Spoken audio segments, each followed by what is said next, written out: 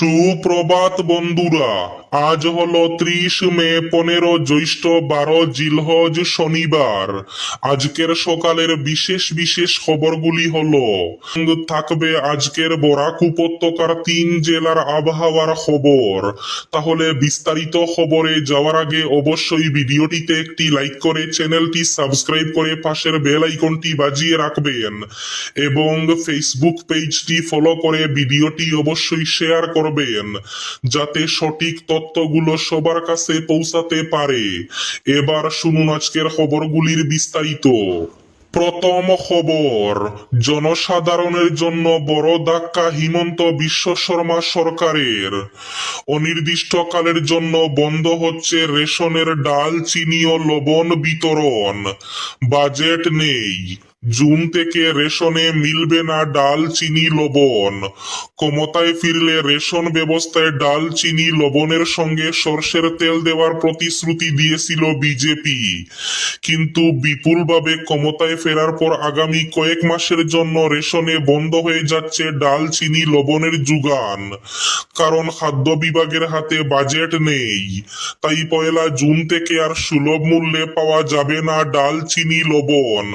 তবে বিনামূল্যের চাল বিতরণ অবশ্য অব্যাহত থাকবে।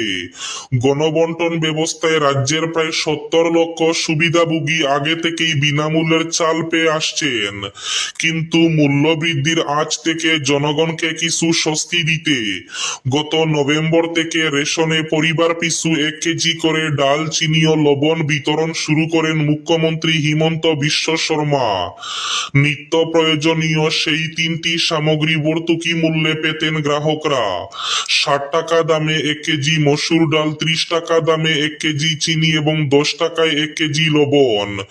100 টাকায় মিলত 3টি সামগ্রী। তবে বিধানসভা ভোটের প্রচারে মুখ্যমন্ত্রী প্রতিশ্রুতি দেন, ক্ষমতায় ফিরিয়ে আনুন ডাল, চিনি, লবণের সঙ্গে 1 লিটার করে সরষের তেলও দেবে রেশনে। সেই অনুযায়ী রেশনে যখন সরষের তেল পাওয়ার অপেক্ষায় রয়েছেন সুবিধাভোগীরা, তখন দুঃখের খবর এসেছে খাদ্য দফতর থেকে। সরষের তেল তো দূর, আপাতত রেশনে মিলবে না ডাল, চিনি ও লবণ। 1 জুন থেকে রেশনে গ্রাহকরা আর পাবেন না ওই 3টি সামগ্রী। রেশনে বন্ধ চিনি, ডাল, লবণ। দুশ্চিন্তায় হাইলাকান্দির 1.5 লক্ষাধিক মানুষ। মাসের শুরুতেই যেন মাথায় বাজ পড়ল হাইলাকান্দির হাজার হাজার গরিব পরিবারের উপর। আগামী 1 জুন থেকে রেশন ব্যবস্থার মাধ্যমে আর মিলবে না চিনি, লবণ ও মসুর ডাল।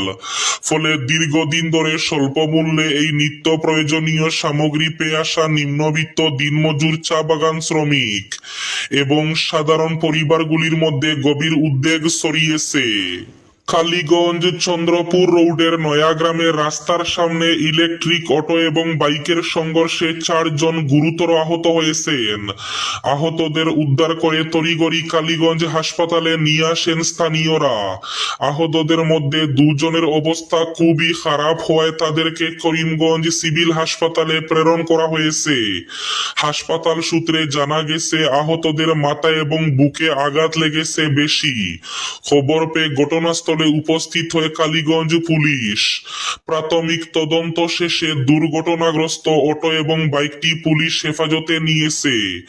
প্রত্যক্ষদর্শীর বয়ান মতে শুক্রবার সন্ধ্যায় AS10H 3228 নম্বরের বাইকটি নয়াগ্রামের রাস্তা থেকে কালীগঞ্জ চন্দ্রপুর রোডে উঠার সময় কালীগঞ্জ থেকে আসা যাত্রী বুঝাই AS10BC 5539 নম্বরের অটো রিকশার সাথে সংঘর্ষ হয়।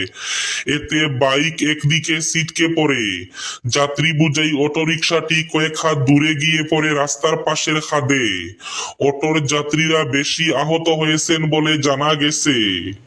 ভারতের উপর ক্রমবর্ধমান তাপ প্রবাহের ভয়াবহ প্রভাব নিয়ে উদ্বেগ বাড়ালো নতুন এক গবেষণা। গবেষণায় বলা হয়েছে, একদিনের চরম গরমেই দেশে প্রায় 3400 অতিরিক্ত মৃত্যু হতে পারে, আর 5 দিনের তাপ প্রবাহে এই সংখ্যা পৌঁছাতে পারে প্রায় 30,000। ক্যালিফোর্নিয়া বিশ্ববিদ্যালয়ের বার্কলের ইন্ডিয়া এনার্জি অ্যান্ড ক্লাইমেট সেন্টারের গবেষক পীযূষ নারাঙ্গ অশোক গাডগিল এই গবেষণা করেছেন। তাদের মতে ভারতের জেলাভিত্তিক তাপজনিত মৃত্যুর সুনির্দিষ্ট তথ্য সাধারণ গবেষকদের কাছে সহজলভ্য নয়, ফলে এই সমগ্র দেশের প্রভাব অনুমান করাই ছিল বড় চ্যালেঞ্জ। বিয়ে করে কনে পক্ষকে অপমান কেন? পণ প্রথা মামলায় খুব সুপ্রিম কোর্টের। ছেলেরা বিয়ে করে মেয়ের পরিবারকে অপমান করে কেন? পণ প্রথা এবং বধূ নির্যাতন সংক্রান্ত এক মামলার শুনানিতে শুক্রবার এমনই করা প্রশ্ন তুলল সুপ্রিম কোর্ট। একই সঙ্গে আদালতের বার্তা, বিয়ের পর কনে এবং তার পরিবারের উপর মানসিক ও আর্থিক নির্যাতনের ঘটনা আর বরদাস্ত করা হবে না। ছত্তিশগড়ের একটি পণ প্রথাজনিত মৃত্যুর মামলার শুনানিতে বিচারপতি বিবি নাগরত্ন এবং বিচারপতি উজ্জ্বল ভুইয়ার বেঞ্চ এই মন্তব্য করে। 2010 সালের ওই ঘটনায় বিয়ের 3 বছরের মধ্যে শ্বশুরবাড়িতে গলায় ফাঁস দেওয়া অবস্থায় উদ্ধার হয়েছিল এক গৃহবধূ।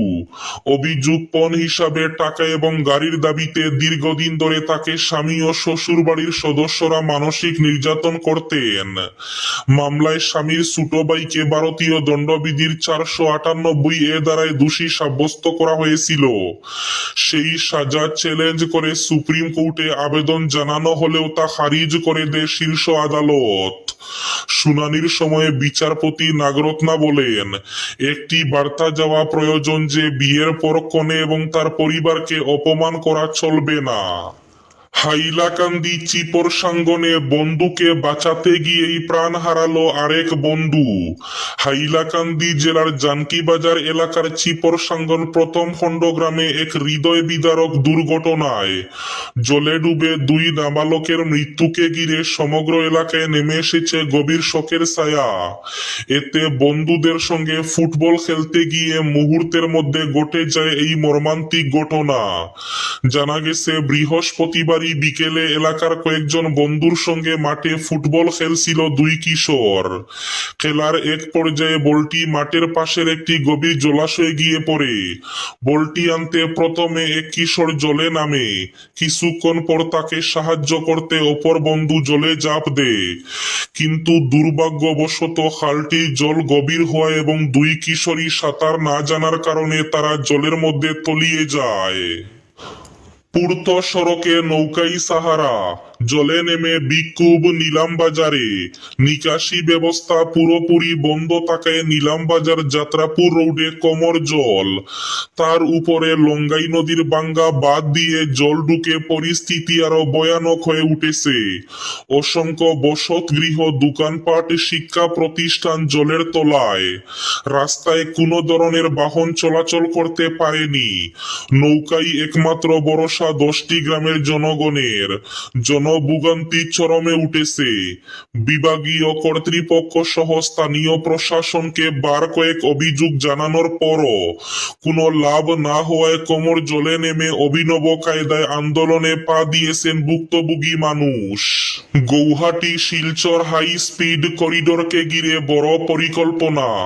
উত্তর পূর্ব ভারতের যোগাযোগ ব্যবস্থায় এক নতুন অধ্যায়ের সূচনা করতে চলেছে প্রস্তাবিত Guwahati Silchar high speed corridor. বহুদিন ধরে আলোচনায় থাকা এই বৃহৎ সড়ক প্রকল্পকে ঘিরে ফের তৎপরতা শুরু হয়েছে। শুক্রবার মুখ্যমন্ত্রী হিমন্ত বিশ্ব শর্মার নেতৃত্বে অনুষ্ঠিত এক উচ্চ পর্যায়ের বৈঠকে প্রকল্পটির অগ্রগতি নিয়ে বিস্তৃত আলোচনা হয়। বৈঠকে উপস্থিত ছিলেন NHAI, NHIDCL এবং NHIML এর শীর্ষ আধিকারিকরা। এই বৈঠকে শুধু Guwahati Silchar high speed corridor নয়, একাধিক গুরুত্বপূর্ণ সড়ক ও সংযোগ প্রকল্প নিয়েও বিস্তারিত আলোচনা হয়। এর মধ্যে ছিল Gohpur Numaligarh twin tube tunnel, Baihata Chariali থেকে মিশন চারিয়ালি পর্যন্ত জাতীয় সড়ক 15 উন্নয়ন, কামাখ্যা করিডোরের অধীনে রোপওয়ে প্রকল্প এবং কাজিরাঙ্গা এলিভেটেড করিডোর। সরকার মনে করছে এই সমস্ত প্রকল্প একসঙ্গে বাস্তবায়িত হলে অসমের যোগাযোগ ব্যবস্থায় বড় পরিবর্তন আসবে। হাইলাকান্দিতে এবার শান্তিপূর্ণ মহরমের জন্য জেলা প্রশাসনের বৈঠক। হাইলাকান্দিতে শান্তিপূর্ণ এবং নিরাপদ মহরম উদযাপনের পরিকল্পনা করতে জেলা প্রশাসন এবং স্থানীয় পুলিশ শুক্রবার সম্প্রদায়ের নেতৃবৃন্দের সঙ্গে বৈঠক অনুষ্ঠিত হয়েছে।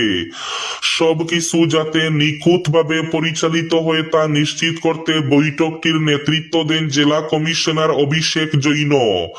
সবাইকে নিরাপদ রাখতে কর্মকর্তারা নিরাপত্তা বিধি মেনে চলার জন্য জনসাধারণের সহযোগিতা চেয়েছেন। লক্ষ্য হলো সম্পূর্ণ নিরাপদ পরিবেশে যাতে উদযাপন সম্পন্ন হয় তা নিশ্চিত করা।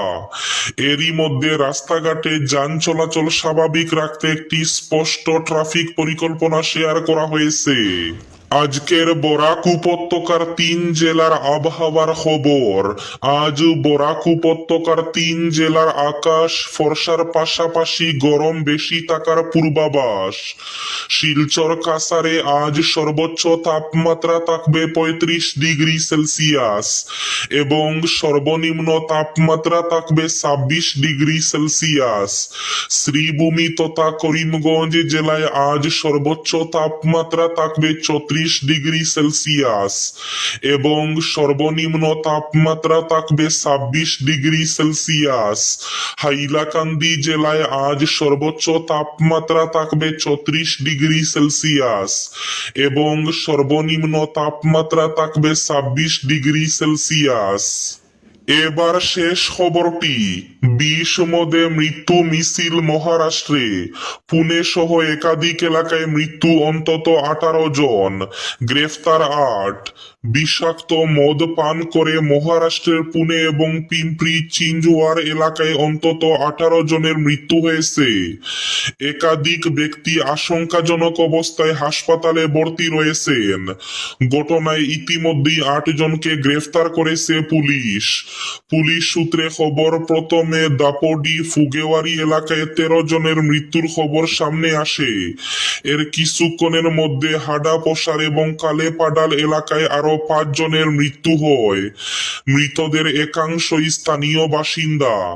অভিযোগ, বিষাক্ত চুলাই মদ পান করার পর থেকে অসুস্থ হয়ে পড়েন তারা। বমি, তীব্র পেট ব্যথা এবং শারীরিক জটিলতা দেখা দেওয়ায় হাসপাতালে ভর্তি করা হয় আক্রান্তদের। সেখানেই চিকিৎসাধীন অবস্থায় মৃত্যু হয় একাধিক ব্যক্তির। ঘটনায় যোগেশ ওয়ানখেরে নামে এক ব্যক্তি সহ 8 জনকে গ্রেফতার করেছে পুলিশ। তদন্তকারীদের দাবি, ওই ব্যক্তি 2 এলাকাতে বেআইনি মদ সরবরাহের সঙ্গে জড়িত। এই ছিল আজকের সকালের বিশেষ খবরগুলি। ভিডিওটি অবশ্যই লাইক করে শেয়ার করে দেবেন।